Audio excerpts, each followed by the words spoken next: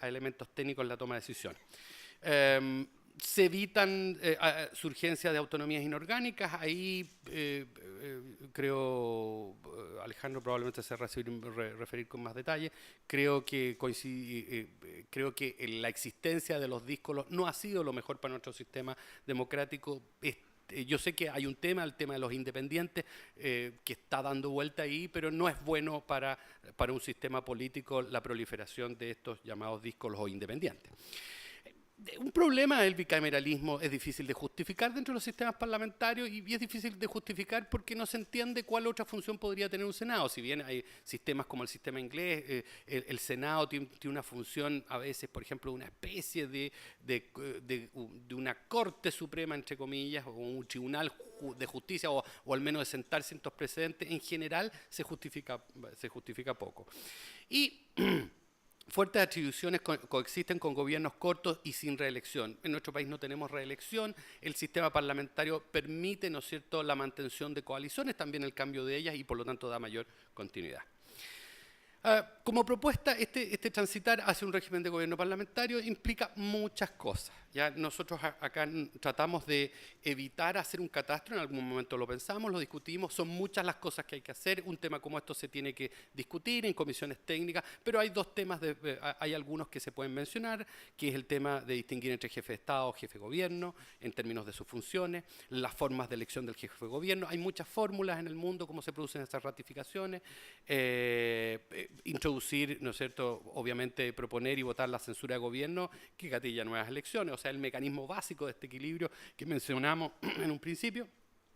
Reconversión al Senado y reducción de sus competencias, incorporación del voto de censura y bueno, eso ya lo mencioné, elección del gabinete de ministros por mayoría de la Cámara, como es obvio, es ahí donde se constituye, ¿no es cierto?, finalmente el gobierno, no es en una elección independiente como es en el sistema presidencial, redefinición de funciones ministeriales y de servicios públicos, es obvio que eso implica reforma de muchos cuerpos legales, ¿no es cierto?, redefinición de periodos legislativos, ordinarios y extraordinarios, como sería obvio.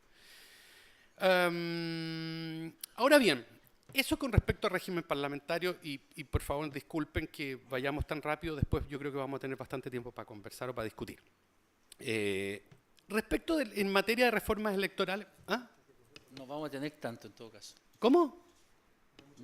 No hemos hecho tiempo, esto va a ser como una carrera a ir al baño, más o menos ya. Bueno, respecto a elementos clave de discusión del sistema electoral, también nosotros, después de un diagnóstico de discutir, bueno, qué fórmulas, o sea, de preguntarse, bueno, o sea, cómo podría ser, bajo qué condiciones podría hacerse un cambio de sistema electoral, bueno, ahí describimos una serie de principios o elementos clave, y uno tiene que ver la proporcional demográfico territorial, el peso relativo del voto, o sea que cada, ¿no es cierto?, voto, una X probabilidad o el mismo peso que tenga un voto en Aysén quien, ¿no es cierto?, no sé, en Puente Alto. Ahí hay un tema de fondo, en Chile no existe, antes existía en Chile, en Estados Unidos cada 10 años a partir del censo se revisan ese tipo de cosas.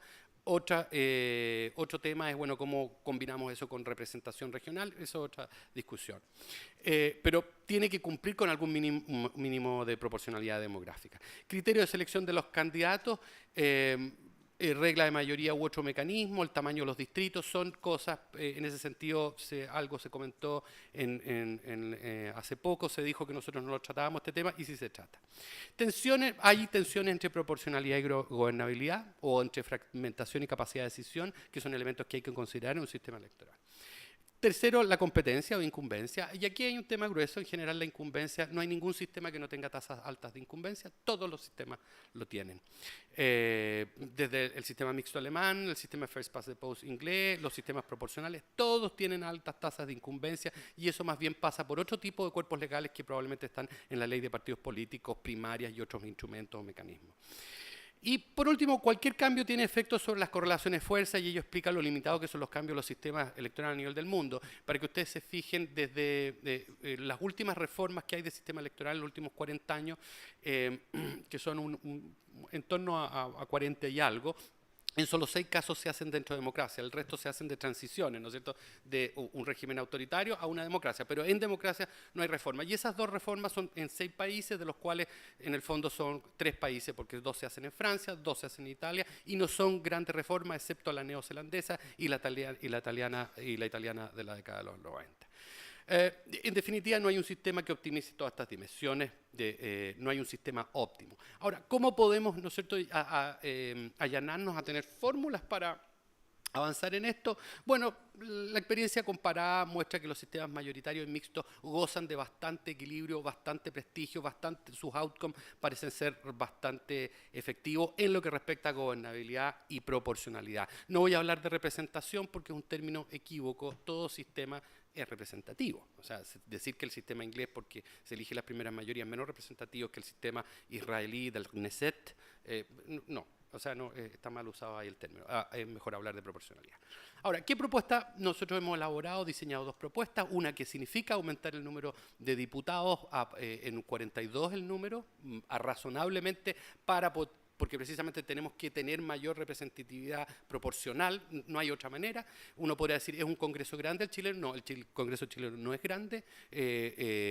Israel tiene 120, Finlandia tiene 120 y tienen proporciones de número de personas mucho menores. La idea, ahí hay 2 propuestas. Una es tener 162 distritos uninominales. Obvio, es un sistema más simple, es un sistema que uno puede hacerlo de distintas formas. El tema del mapa va a ser complejo, puede ser complejo, pero finalmente uno puede, no es necesario llegar al sistema de definición por comuna. En Estados Unidos no se hace por distrito censal o distrito electoral, lo cual permite muchos mayores ajustes.